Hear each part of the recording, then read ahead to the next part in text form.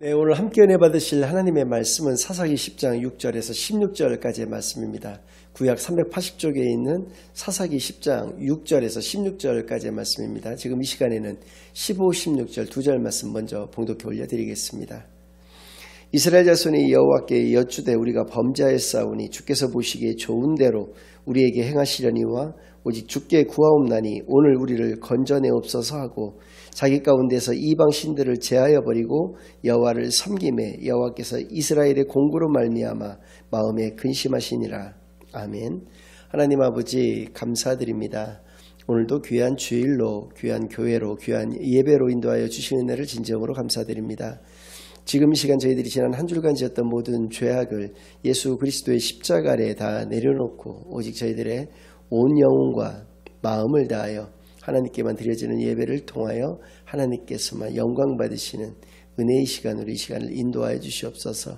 모든 것을 감사드리오며 예수 그리스도의 이름으로 기도드리옵나이다. 아멘. 네, 오늘은 왜 말씀이 번복되는가라는 제목을 가지고 오늘 본문 말씀을 중심으로 하나님의 말씀을 증거하겠습니다. 오늘은 사사기 세 번째 시간이자 마지막 시간인데요. 지난 시간에 우리는 사사기 6, 7, 8장 3계장에 걸쳐 소개되고 있는 기드온 혹은 기드온과 300용사의 말씀을 중심으로 하나님의 뜻을 살펴보았고요. 사사기 9장에서는 기드온의 아들인 아비멜렉이 소개되고 있습니다. 아비멜렉은 정식 사사가 아니었고요. 오히려 안티 사사, 적사사로 불리어지고 있는 자인데요. 왜냐하면 정식 사사와 같은 경우에는 하나님의 백성들이 어떤 위기의 순간, 고난의 순간에 그들을 그것으로부터 구원해내는 하나님의 말씀을 또 하나님의 명령을 감당하는 자들을 의미하는 건데 아비멜렉과 같은 경우는 스스로 어떤 권력욕에 사로잡혀서 70명이나 되는 몸을 잘 숨겼던 요담이라고 하는 사람을 제외하고 70명이나 되는 비록 배는 다른 자들이었지만 자신의 친형제들을 모두 다 죽이고 스스로 왕이 되어서 3년간이나 나라를 다스리면서 백성들을 더욱 공고하게 만들고 무엇보다도 백성들을 불신앙의 길로 인도하였던 자이기 때문에 그렇다는 것이죠. 데베스 성이라고 하는 곳에 원정을 갔다가 그 성 위에서 어느 한 여인이 던진 맷돌 윗짝에 두개골을 맞고 그것이 깨져서 죽임을 당하게 되는 비참한 최후를 맞이하게 되는 그 내용이 사사기 9장에 소개되고 있고요. 오늘 본문 말씀인 사사기 10장에서는 특히 1절에서부터 5절까지는 전형적인 소사사 두 분이 소개되고 있습니다. 돌라와 야일이라고 하는데요. 돌라 사사와 같은 경우는 23년간이나 이스라엘을 사사했지만 1, 2절 두 계절에 걸쳐서 굉장히 간략하게 소개되고 있고요. 야일도 마찬가지입니다. 3, 4, 5절 3계절에 걸쳐서 22년간이나 이스라엘을 사사했는데 그렇게 아주 짧게 소개되고 있는 전형적인 소사사 두 분이 소개되면서 6절부터는 또 11장 또 그 이후까지 계속적으로 입다라고 하는 대사사가 역시 소개가 되고 있습니다. 그러나 오늘은 입다 사사에 대해서 여러분들에게 말씀드릴 시간은 없을 것 같고요.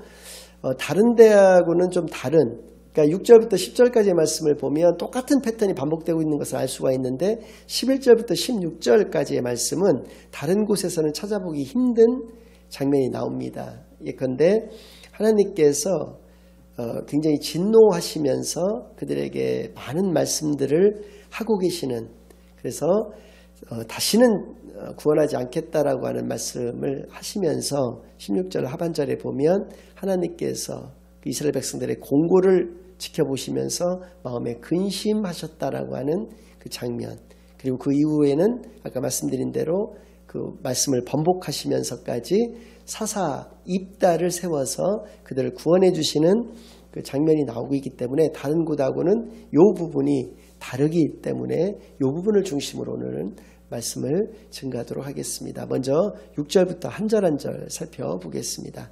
이스라엘 자손이 다시 여호와의 목전에 악을 행하여 바알과 아스타롯과 아람의 신들과 시돈의 신들과 모압의 신들과 암몬 자손의 신들과 블레셋 사람들의 신들을 섬기고 여호와를 버리고 그를 섬기지 아니하므로.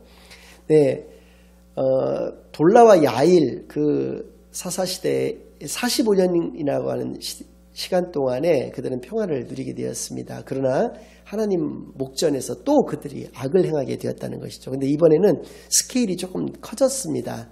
죄악의 스케일이 커졌다는 것인데요. 여기 소개되고 있는 신들의 면면을 좀 살펴본다면 먼저 바알과 아스다롯은 가나안 원주민들이 섬겼던 신들입니다. 그러니까 이스라엘 백성들이 하나님도 섬기면서 가나안 원주민들이 섬겼던 바알과 아스다롯 신들도 섬겼다는 것이죠. 그리고 아람의 신들과 시돈의 신들이라고 소개되고 있는 이 말씀은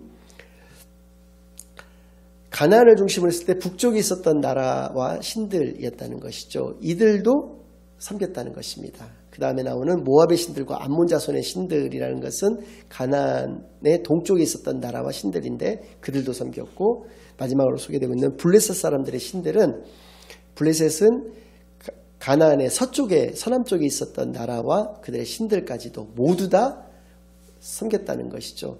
하나님께서 우리에게 하시는 일은 구원뿐입니다. 우리의 생명을 살리시는 일을 하나님께서는 하시고요. 하나님의 백성들이 하는 일은 우상숭배였다, 죄악이었다, 하나님을 배신하는 것뿐이었다라는 것을 알게 해주시는 것이죠. 그리고 이 시기에 특별히, 그러니까 입다사사의 시대에는 특별히 더 그들이 큰 죄악 가운데에서 있었다라는 것이고요. 그래서 하나님을 버리고 하나님을 섬기지 아니하였다라는 것이 6절의 내용입니다. 7절 말씀, 여호와께서 이스라엘에게 진노하사 블레셋 사람들의 손과 암몬 자손의 손에 그들을 파심해 그해 그들이 요단강 저쪽 길앗에 있는 아모리 족속의 땅에 있는 모든 이스라엘 자손을 쳤으며 18회 동안 억압하였더라. 18년간이나 블레셋 사람과 암몬 족속들에 의해서 이스라엘 자손들이 매우 큰 공고를 당하게 되었다는 것이고요. 뒤에 나오지만 특히 암몬 자손에 의해서 더 큰 공고를 가지게 되었다는 것이죠. 암몬 자손이 또 요단을 건너서 유다와 베냐민과 에브라임 족속과 싸움으로 이스라엘의 공고가 심하였더라. 10절, 이스라엘 자손이 여호와께 부르짖어 이르되 우리가 우리 하나님을 버리고 바알들을 섬김으로 주께 범죄하였나이다 하니. 그러니까 6절부터 10절까지는 앞서 말씀드렸던 다른 사사들의 시대와 똑같은 패턴이 반복되고 있습니다. 평화의 시기가 도래했고요. 다시 이스라엘 백성들이 죄악 가운데 거하게 되었고, 하나님의 진노로 하나님의 심판이 그들 가운데 임하게 되었다 라는 것까지, 그래서 이스라엘 백성들이 하나님께 부르짖었다 라는 것까지, 여기까지는 똑같습니다. 그런데 11절부터는 다른 데서 찾아보기 힘든 말씀들이 나오는데요. 하나님이 얼마나 화가 많이 나셨는지, 얼마나 큰 진노를 가지게 되셨는지 세 가지 모습이 나오고 있습니다. 먼저 11, 12절인데요. 여호와께서 이스라엘 자손에게 이르시되 내가 애굽 사람과 아모리 사람과 암몬 자손과 블레셋 사람에게서 너희를 구원하지 아니하였느냐.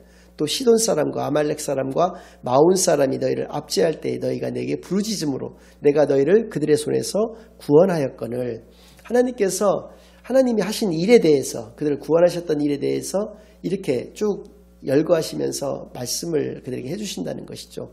이 모습을 통해서 우리가 알 수 있는 것은 하나님께서 마치 하소연을 하는 것처럼 보인다라고 하는 것입니다.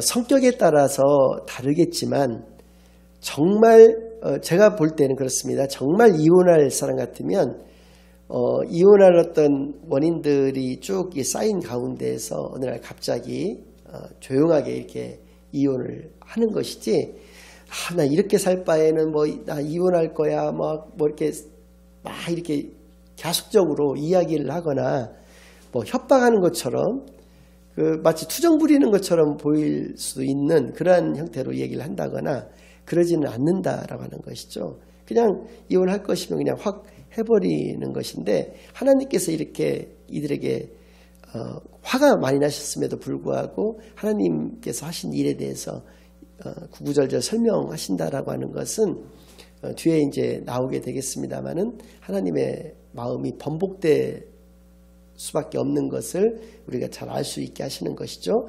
또 하나님께서 진노하신 두 번째 증거는 13절인데요.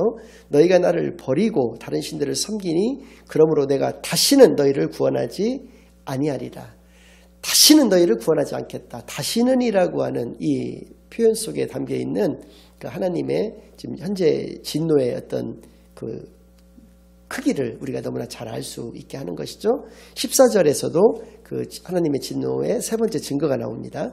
가서 너희가 택한 신들에게 부르짖어 너희의 환난 때에 그들이 너희를 구원하게 하라 하신지라. 너희들이 그렇게 이방신들을 많이 섬기니 이방신들에게 너희를 구원해달라고 이야기를 하라라고 말씀하심으로써 하나님의 진도가 얼마나 큰지에 대해서 분명히 알 수 있게 하여 주십니다. 그러나 15절에서는 또 이스라엘 백성들이 얼마나 뻔뻔한 사람들인가를 또 잘 알 수 있게 하는데요. 이스라엘 자손이 여호와께 여쭈되 우리가 범죄하였사오니 주께서 보시기에 좋은 대로 우리에게 행하시려니와, 여기까지는 정상적입니다.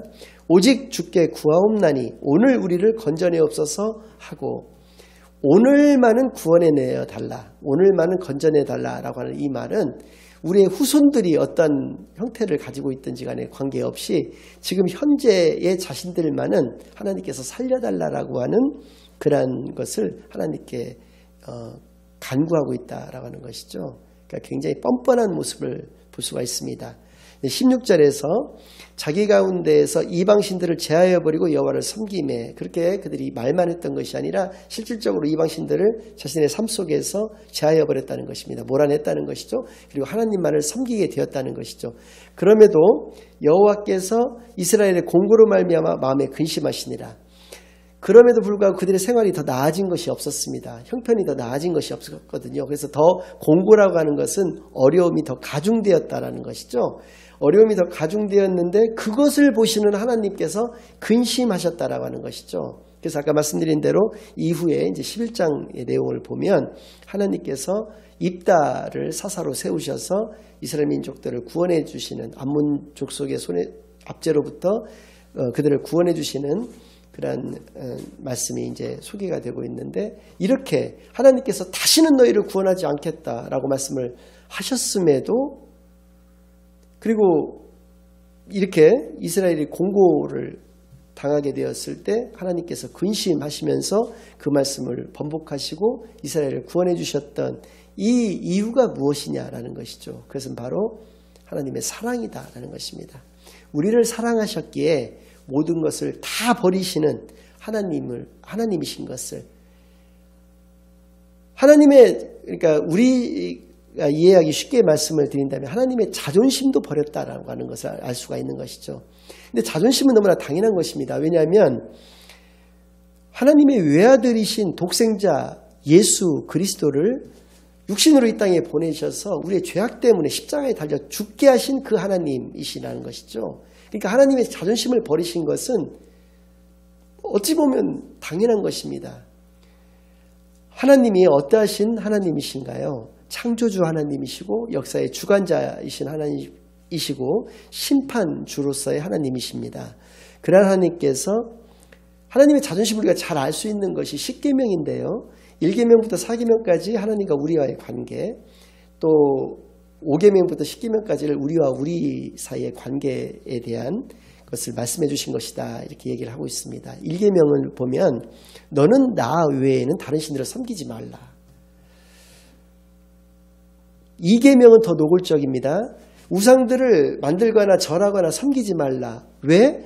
나는 질투하는 하나님이시다 라고 분명히 말씀해 주시는 것이죠. 3계명은 내 이름을 망령되이 일컫지 말라라고 말씀하십니다. 그러니까 1계명부터 3계명까지는 굉장히 직접적으로 말씀하여 주신 것이고, 4계명은 안식일을 거룩히 지키라는 것입니다. 안식일이 어떠한 날이냐면 하나님께서 첫째 날부터 여섯째 날까지 6일간 세상을 창조를 하시고 7일째 안식하셨습니다. 그리고 그 안식하시는 것을 기념하여, 그것을 영원히 기억하여 그것을 거룩히 지키라고 말씀하신 것이죠. 그러니까 우리가 안식일을 거룩히 지킨다라고 하는 것이 갖고 있는 의미는 창조주 하나님이심을 고백하시는 것이고요. 또 내가 하나님의 자녀이고 하나님께서 나를 지으시고 나를 이끄시고 나를 영원한 생명 가운데 거하게 하시는 그러한 하나님이신 것을 고백하는 것이다 라는 것입니다. 5계명부터도 마찬가지예요. 내 부모를 공경하라. 하나님의 자녀인 우리가 육신의 부모를 공경하지 않는 불효자다. 그게 하나님의 자녀로서 우리가 마땅한 모습이냐라는 것입니다. 하나님의 자녀인 우리가 도둑질을 한다. 하나님의 자녀인 우리가 간음을 한다. 하나님의 자녀가 세상 것에 욕심을 가지고 있다. 그래서 막 거짓 증거 같은 것들을 거짓말 같은 것들을 한다라고 했을 때 그것이 하나님 유일하신 하나님, 그 거룩하신 하나님의 자녀로서의 합당한 모습이냐. 이것이 하나님의 자존심입니다. 이 10계명 가운데 이것이 너무나도 잘 드러나 있는데도 불구하고 하나님께서는 하나님의 말씀을 번복하시면서까지 이스라엘 백성들을 구원하셨다라는 것이죠. 하나님의 자녀를 얼마나 사랑하신지를 알 수 있게 하시는 것입니다. 결론을 말씀을 드리겠습니다. 우리가 흔히 말씀을 하는 바대로 구원에 대한 약속, 이것은 영원 불멸입니다. 그러나 멸망에 대한 약속, 이것은 거의 번복되고 있습니다. 오늘 본문도 그렇지만 대표적인 것이 출애굽기 32장에 금송아지 숭배 사건이 있었거든요. 이스라엘 백성들이 출애굽한 지 얼마 되지 않아서 시내산에 도착을 했습니다. 시내산에서 시내 평야에 그들은 있고 시내산 꼭대기에 모세가 올라가서 약 40일간 하나님과 함께 십계명 작업을 하고 있었는데 이스라엘 백성들이 하도 모세가 내려오지 않으니까 금송아지를 만들어서 그것을 하나님이다라고 하면서 우상을 섬겼던 것이죠. 그 내려오면서 모세가 봤는데 모세도 그 두 돌판을 던져서 깨트려 버릴 정도로 화가 났으니 하나님께서 얼마나 화가 나셨겠습니까? 그러니까 하나님께서 이스라엘 백성들을 모세를 제외하고 모조리 다 진멸하시겠다라고 선포를 하셨거든요. 그때 모세가 간곡히 하나님께 부르짖습니다. 출애굽기 32장 12절부터 11절부터 13절을 보면 모세가 그의 하나님 여호와께 구하여 이르되 여호와여 어찌하여 그 큰 권능과 강한 손으로 애굽 땅에서 인도하여 내신 주의 백성에게 진노하시나이까 어찌하여 애굽 사람들이 이르기를 여호와가 자기 백성을 산에서 죽이고 지면에서 진멸하려는 악한 의도로 인도해 내었다고 말하게 하시려 하나이까 주의 맹렬한 노를 그치시고 뜻을 돌이키사 주의 백성에게 이 화를 내리지 마옵소서. 주의 종 아브라함과 이삭과 이스라엘을 기억하소서. 주께서 그들을 위하여 주를 가르쳐 맹세하여 이르시기를 내가 너희의 자손을 하늘의 별처럼 많게 하고 내가 허락한 이 온 땅을 너희의 자손에게 주어 영원한 기업이 되게 하리라 하셨나이다 라고 말씀을 하나님께 올려드렸을 때 14절 여호와께서 뜻을 돌이키사 말씀하신 화를 그 백성에게 내리지 아니하니라 라고 말씀해 주셨습니다. 멸망에 대한 약속, 그것은 항상 번복될 수가 있다. 우리가 회개하고 하나님께 온전히 나아갔을 때 왜? 하나님께서는 우리를 사랑하시기에 그렇다는 것이죠. 하나님과 우리가 싸우게 되면 누가 이기겠습니까? 마땅히 우리가 이깁니다. 여러분들 그런 말씀 들어보셨잖아요. 많이 살아가는 쪽이 질 수밖에 없다. 자녀 이기는 부모 없다. 이런 말씀을 들어보셨을 텐데요. 그렇습니다. 죽기까지 우리를 사랑하시는 그러한 하나님의 사랑 때문에 우리는 하나님을 언제나 이기고 살 수밖에 없는 것이죠. 그러나 그것을 악용하는 이스라엘 백성과 같은 그러한 사람이 되어야 할 것인가라는 것이죠. 온전한 구원받은 자의 축복을 다 누리며 살아가시는 저와 여러분이 되시기만을 바라겠고요. 무엇보다도 하나님만을 온전히 사랑하시며 살아가시는 데 부족함 없는 저와 여러분이 되시기만을 예수 그리스도의 이름으로 간절히 축원합니다. 아멘. 이제는 우리 주 예수 그리스도의 은혜와 아버지 하나님의 극진하신 사랑과 성령 하나님의 내주인도 역사 교통하심이 오직 하나님만을 사랑하는 참된 하나님의 자녀로서의 복된 삶을 살아가기로 다짐하고 결심하고 돌아가는 모든 사랑하는 주의 자녀들과 그 가정 위에 이제로부터 영원까지 항상 함께 있을지어다. 아멘.